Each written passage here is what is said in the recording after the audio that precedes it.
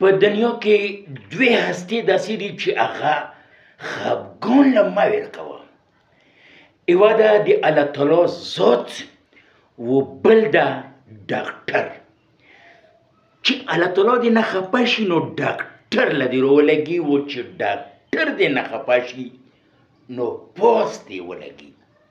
د ما شیرینه وروره په یوې خرې کې د فوټبال میچ کې ده و ډېر تماشبین وې ته ناسو تماشا یې کوله. نو په دې کې د ما غوندې یو کلیواله سړی هم ولاړ و او سره په خوا کې یو بزرګ سړی و. نو هغه له یی چې چاچا